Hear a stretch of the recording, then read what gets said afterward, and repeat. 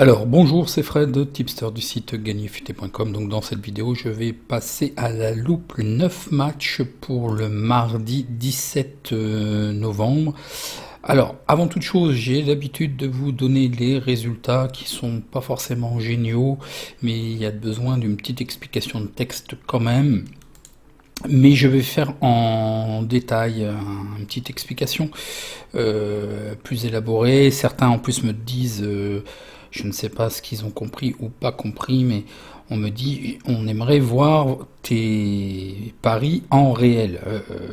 C'est ni plus ni moins que du réel, puisqu'en fait, effectivement, Gagner Futé est éducatif, et je vous propose de valider certains paris où je mets comme exemple pour une bankroll publique des mises qui sont actuellement fixes de 30 €, et je fais des répartitions judicieuses.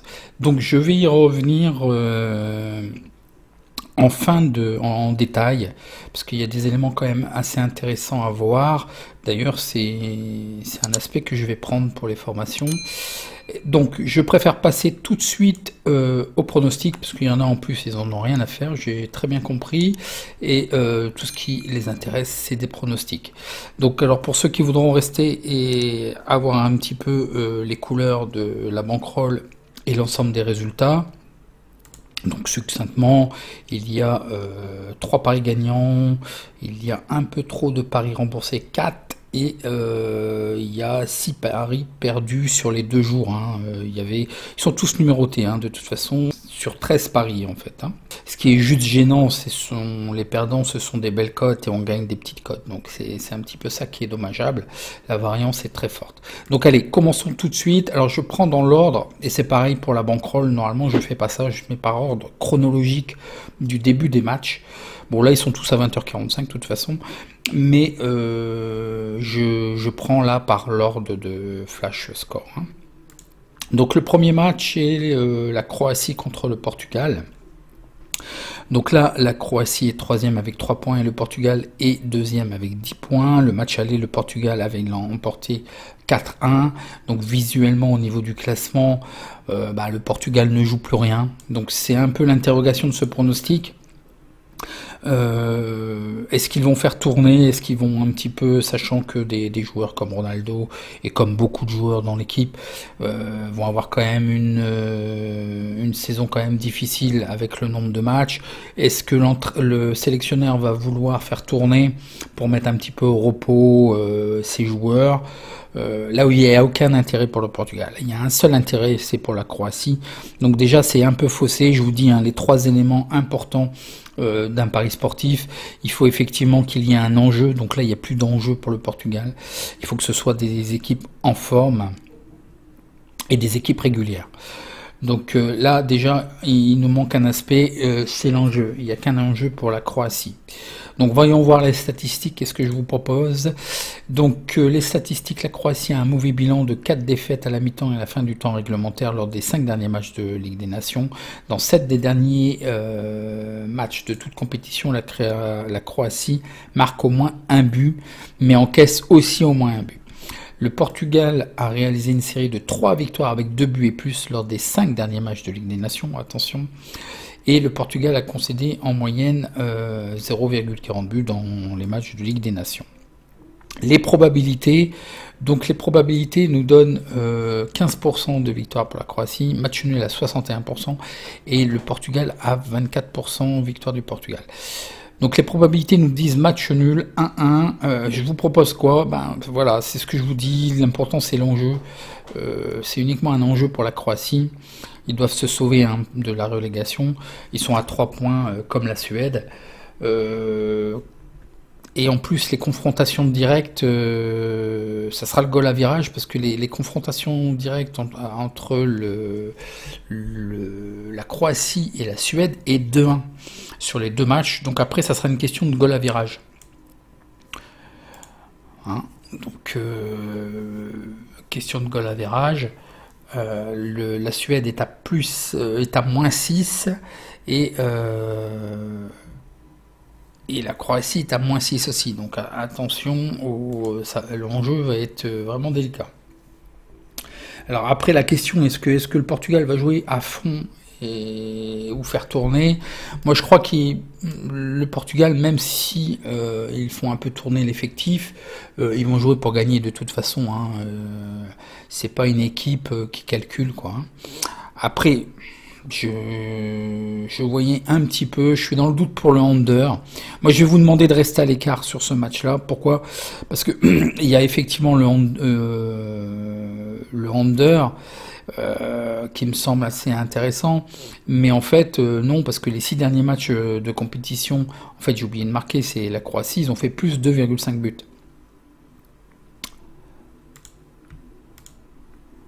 Voilà, plus 2,5 buts dans les 6 derniers matchs. Ça c'est pour la Croatie. Et puis le BTS, les deux équipes marquent, puisque semblablement, la Croatie marque mais encaisse toujours. D'un autre côté, je suis indécis parce que je vous marque aussi que le Portugal a fait beaucoup de clean sheet. Donc voilà, c'est très très très délicat. Moi, pour ce match-là, je vous dis, restez à l'écart. S'il y a trop d'improbabilités, moi je pense que le Portugal va jouer le coup à fond, hein, mais trop d'improbabilités. Donc restez à l'écart, on a déjà pas mal payé et il faut quand même des cotes assez soutenues. La sécurisation et tout ça va nous donner... Bon, voilà pour moi. Donc là, c'est un pari réel et je ne sais pas ce que les gens comprennent par un... Là, je ne joue pas, je ne joue rien, je vous propose rien. Donc voilà, passons vite fait au match suivant, donc qui est l'Espagne contre l'Allemagne. Donc c'est le deuxième avec 8 points contre le premier avec 9 points. Mais avant le match, c'est l'Allemagne qui est qualifiée. Il suffit juste un match nul. Hein. 0-0, 1-1, l'Allemagne est qualifiée. Hein. Donc ça c'est un match qu'il faut jouer comme une finale. Et puis effectivement, comme je le notifie là, il n'y aura pas de prolongation possible. Hein. C'est 1-2 au bout des 90 minutes. Hein. Donc au match aller, ils avaient fait match nul. Mais attention parce que l'Espagne avait égalisé en fait pendant les arrêts de jeu. Donc attention, hein, attention, ça a été chaud quand même pour l'Espagne. Je vous montre ça visuellement. Voilà, hein, visuellement, un match nul suffit. Donc l'Espagne a marqué au moins 2,5 buts à domicile en Ligue des Nations. Oui, effectivement, l'Espagne est bien meilleure à domicile. Hein. L'Espagne a fait match nul dans 4 des 8 derniers matchs de toute compétition. L'Espagne a gagné ses 7 derniers matchs à domicile. Et l'Espagne a gagné ses 6 derniers matchs à domicile sans encaisser de but. Dans toute compétition. Donc attention. Hein. Lors de ces 3 derniers matchs de Ligue des Nations, l'Allemagne a marqué 2 buts. Il y a eu plus 2,5 buts dans les 3 derniers matchs de Ligue des Nations de l'Allemagne. L'Allemagne est invaincue depuis 9 matchs en compétition. Donc elle est redevenue régulière, effectivement, cette équipe. L'Allemagne a gagné 5 des 6 derniers matchs à l'extérieur en compétition. Les probabilités nous donnent 50% de victoire pour l'Espagne. Match nul à 38% et l'Allemagne à 12%, donc le 1, le 2-0. Moi je vous proposais effectivement, parce que l'Allemagne a tendance quand même à se trouer, au niveau des équilibres de jeu, je préfère largement l'Espagne. Ils sont très bien équilibrés offensivement, défensivement.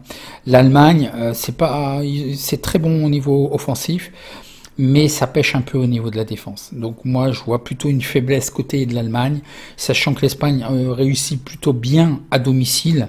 Donc je vous propose donc le 1 à une cote de 2,45, remboursé si match nul à 3,45, puisque attention, l'Allemagne pourrait se contenter d'un match nul aussi. Hein.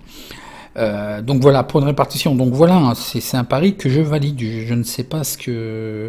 Voilà, là je ne joue pas sur ma bankroll privée, je joue sur une bankroll publique, éducatif, gagné futé, et voilà ce que je vous dis.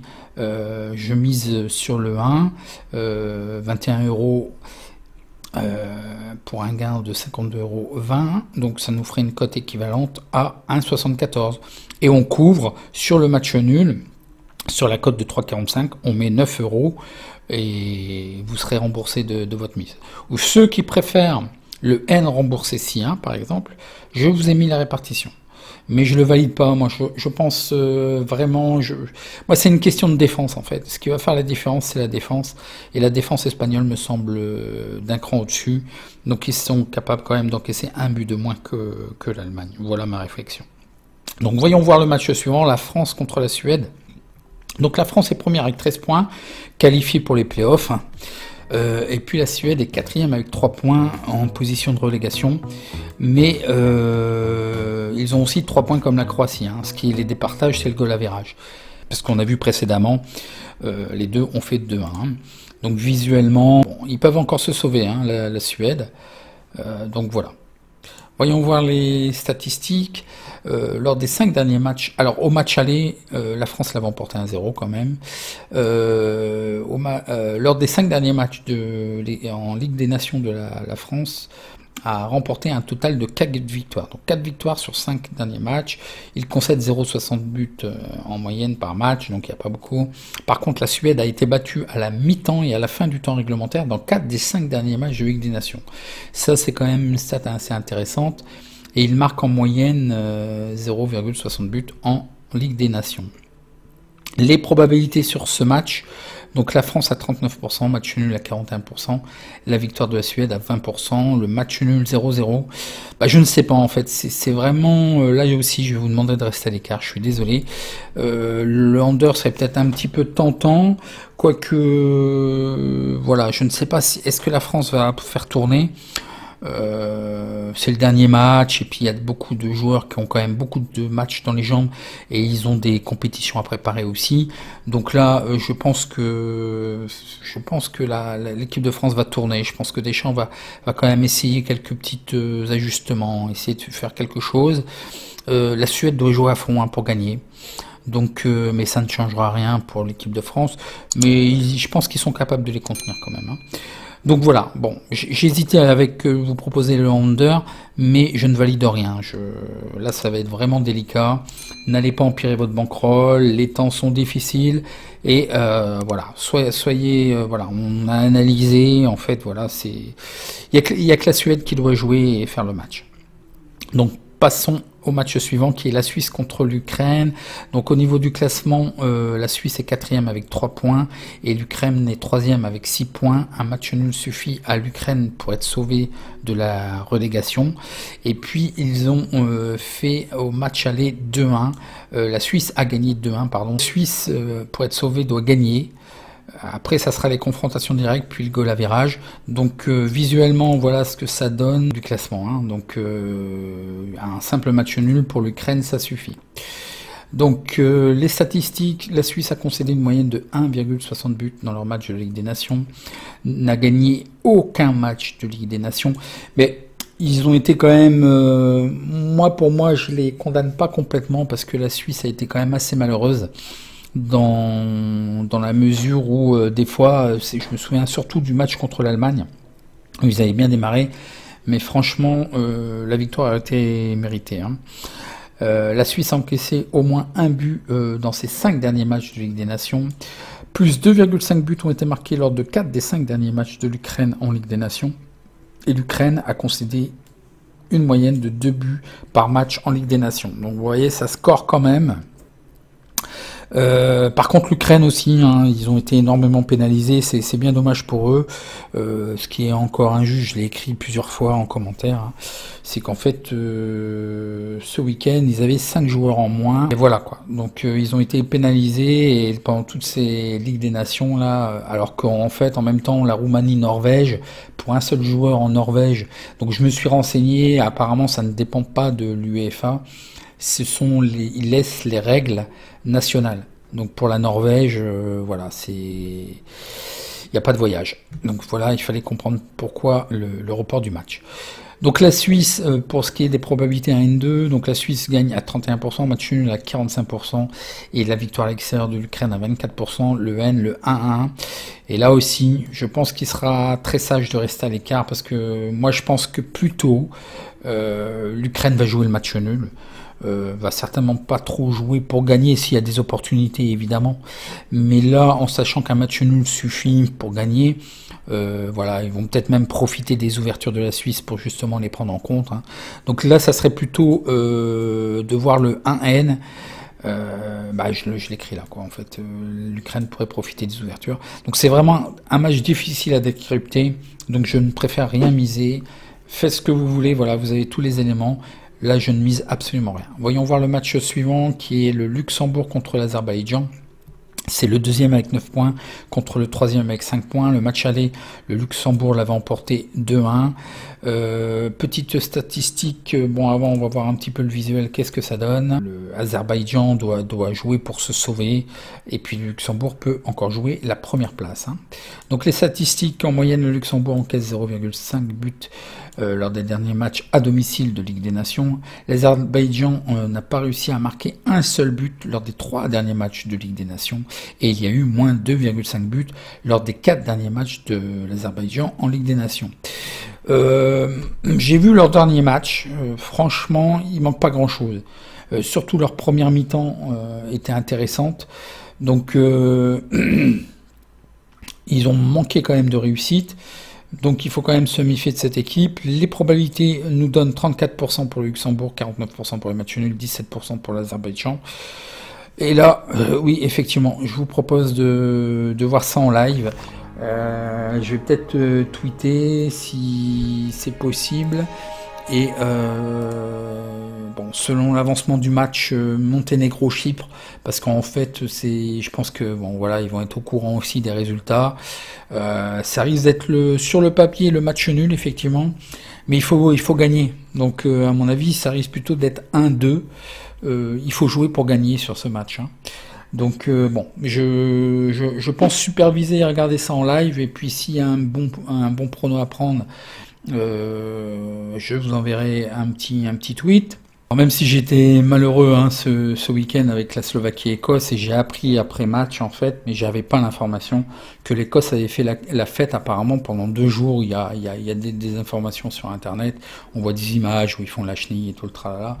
Bon, moi je l'ai pas vu sur le match, franchement j'ai trouvé qu'ils jouaient quand même pas si mal, puisqu'en fait je vous ai proposé ça, il y avait une phase où en fait ils commençaient à reprendre les dessus et de dominer. Je me suis dit c'est bon, il va y avoir un but et ça va se plier là.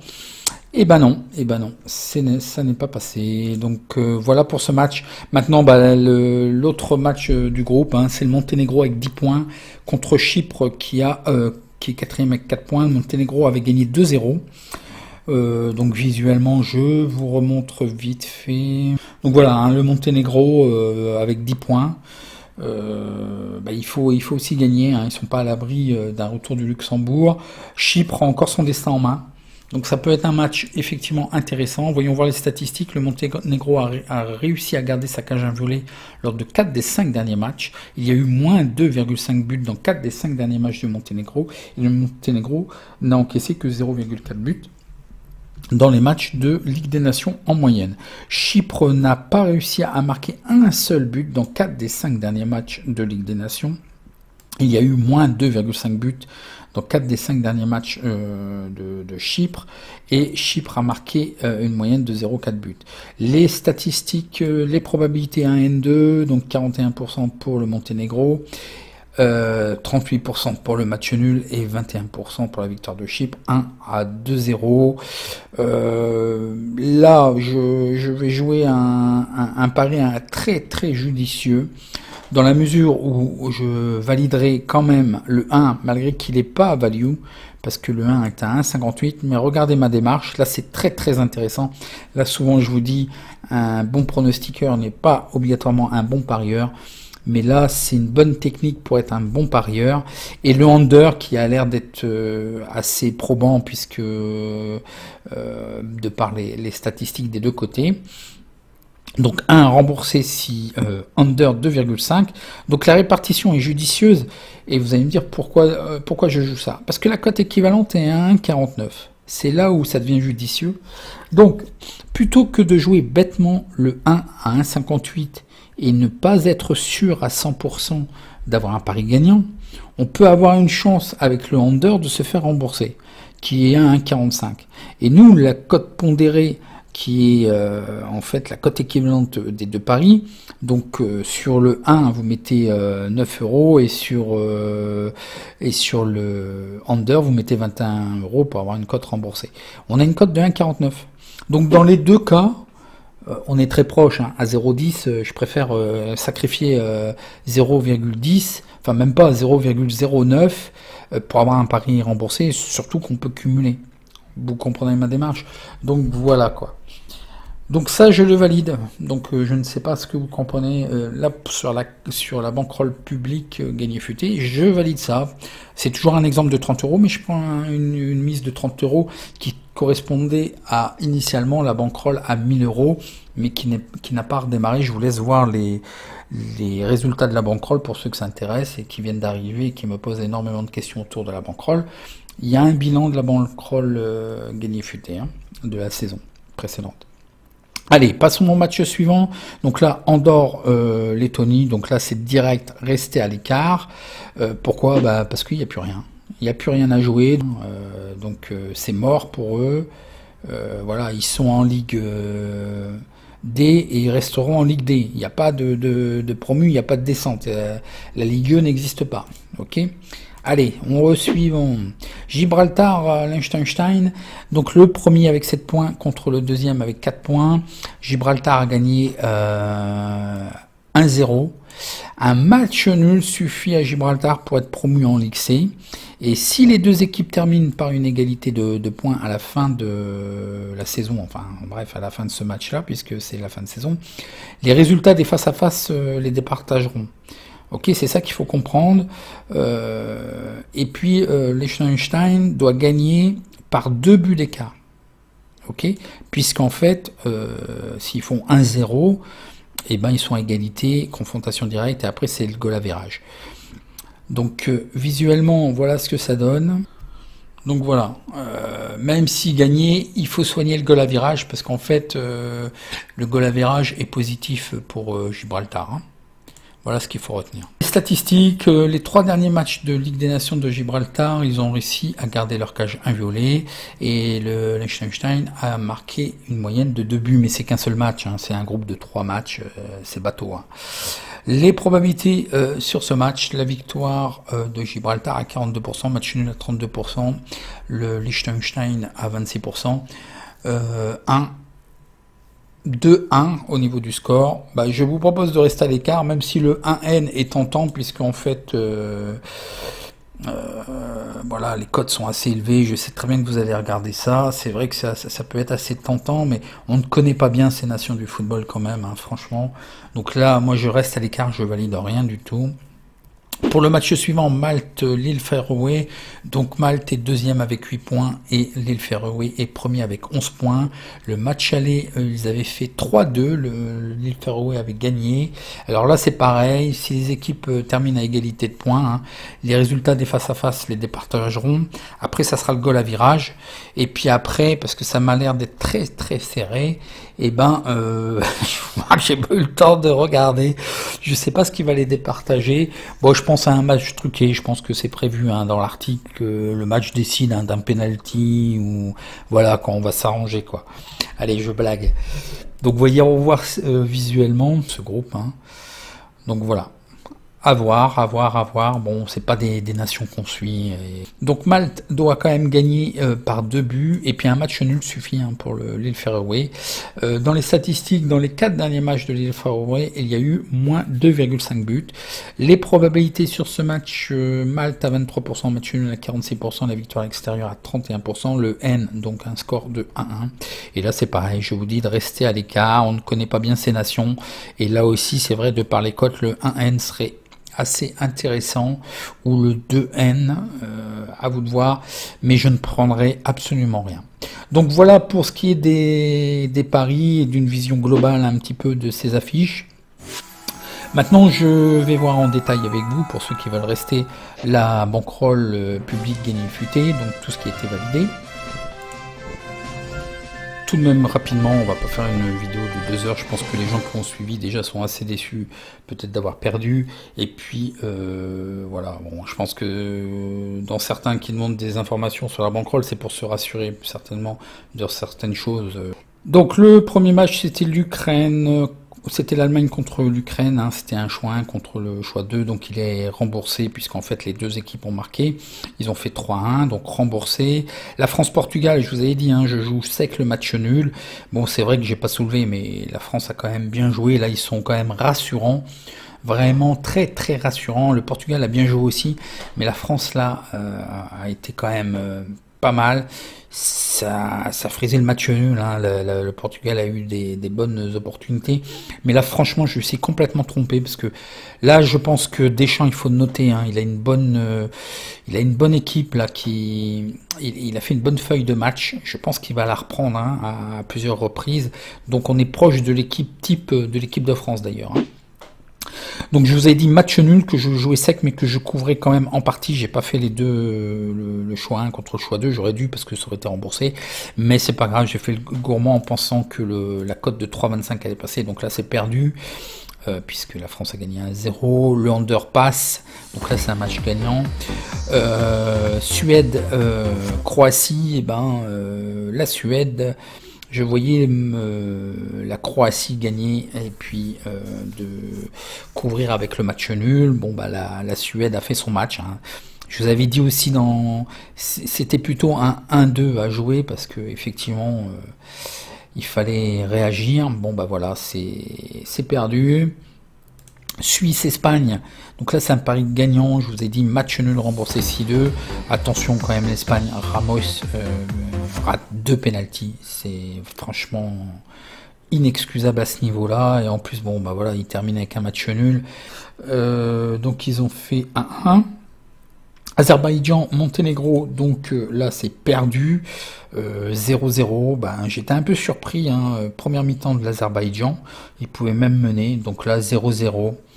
Le Monténégro a fait une mauvaise opération parce qu'il pouvait plier en fait le classement en sachant que justement le Luxembourg a perdu contre Chypre, et je vous ai dit Chypre n'avait pas marqué aucun but, et puis là ils nous en marquent 2. Bon ben voilà, Paris perdant aussi, 2-1. Donc là ça fait mal parce que je comptais quand même sur ces cotes là, au moins une des deux là, au moins une des deux, ça aurait pu sauver, mais c'est pas le cas.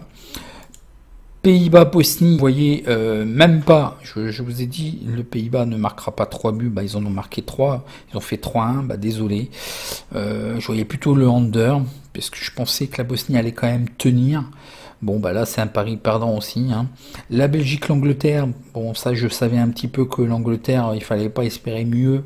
Bon, bah, voilà, j'aurais peut-être dû, effectivement, mais le dire après, ça sert à rien, hein, de jouer le 1, rembourser Sienne.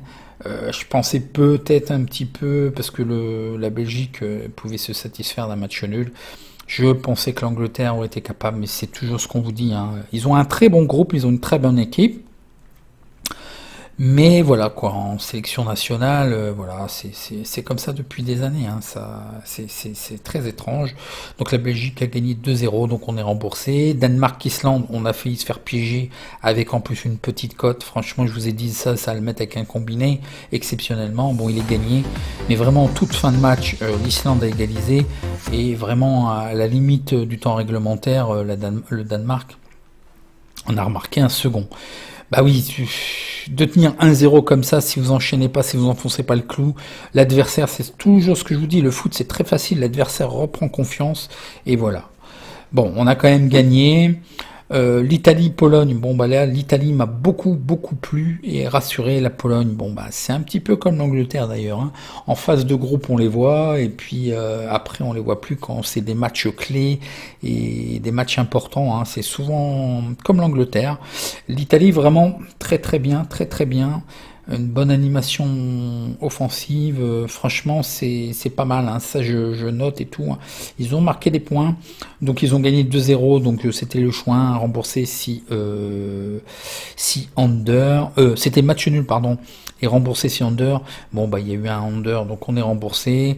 Slovaquie-Écosse, bon bah là un petit regret parce que si j'avais lu avant, mais l'information n'était pas parue en fait, hein, que l'Écosse avait fait la fête vraisemblablement pendant 2 jours. Je pense que je vous aurais dit de vous abstenir sur ce match-là. Donc ils sont perdus par le plus petit score 1-0, et en plus ils m'ont fait tweeter et parier en pensant qu'ils allaient égaliser, donc ils m'ont encore le privé aussi mal. Pays-Bas, Islande, Chouin, donc match nul remboursé si under, donc effectivement il y a eu juste 1-0 pour le Pays de Galles, mais c'était vraiment en toute fin de match, c'était un match pénible. Franchement le match nul aurait été équitable, donc là c'est qu'un pari remboursé. Donc le problème de la bankroll c'est quoi? C'est qu'en fait bon, c'est pas le tout de perdre et de gagner, c'est pas grave. Vous voyez, il n'y a pas de choses très très bon à part 3, mais c'est pas énorme. Le problème c'est que on gagne avec des petites cotes, ok, et on valorise, bon, et puis il y a beaucoup trop de remboursés, et c'est dommage parce que c'était des belles cotes, et puis on perd les grosses cotes. Moi je pensais que sur ces deux là, je pensais au moins qu'une des deux allait passer, voire même les deux, hein, puisque je l'ai validé. Donc voilà, et puis les matchs nuls ne sont pas passés, ils étaient en vue, c'est pareil quoi. Donc là c'est un petit peu grave dans la mesure où ma cote moyenne est à 1,92, et là je descends sous les 50% de réussite. Donc là sur cette bankroll, il faut que j'augmente le taux de réussite, donc qui était toujours proche de 50-54, donc ça c'est pas tellement, c'est faisable, mais il faut une réaction, hein. Et il faut quand même que je continue, et là si j'avais eu une cote moyenne au-delà de 2, je pense qu'on aurait pu être à l'équilibre, mais ce n'est pas le cas. Donc visuellement, graphiquement, c'est pas jojo, hein, c'est une descente rampante. Et d'ailleurs là, il y avait une espèce, c'est ce qu'on appelle en jargon de trading, il y avait une ligne de support en fait. Bizarrement, voilà, j'ai tapé 3 fois, et à la 4e fois, j'ai cassé le support. Donc là, c'est en train de ramper. Donc qu'est-ce qu'il faut faire à ce moment-là? C'est vraiment de casser définitivement cette baisse, donc il faut arriver à faire quelque chose comme ça. Bon, si ça grimpe, mais j'y crois pas, hein, que ça grimpe tout de suite comme ça, vaut mieux aussi assurer un max. Souvent quand il y a des choses comme ça, c'est souvent des paris sécurisés, il faut repartir sur des paris sécurisés, de bien casser cette ligne, ces lignes, et puis de remonter. Donc bon, je vais pas faire la fingle si je remonte tout de suite, que ça soit fulgurant, et de vous faire une série de peut-être 9 paris gagnants consécutifs. Il y a un petit moment que c'est pas arrivé, donc voilà. Donc bon, c'est pas complètement grave, on voit qu'il y a une gestion en fait. Quand c'est comme ça, on voit qu'il y a quand même une gestion. C'est possible, hein, je suis tout à fait capable de remonter. Ça fait quand même un bon défi. Donc voilà pour ceux qui voulaient voir, hein. Donc moi je ne cache rien. Chaque pari, vous pouvez faire des captures d'écran, et numéroté, hein. Je ne vais changer aucune virgule. Je ne vais changer aucune code, je ne vais pas effacer un pari ou n'importe quoi. Tout est filmé, mis à part si YouTube m'efface les vidéos, je n'effacerai aucune vidéo. Donc voilà, donc si vous avez apprécié, un petit like, et puis je vous donne rendez-vous dans la prochaine vidéo, en espérant qu'on va aller au mieux sur cette bankroll. Allez, à bientôt, merci.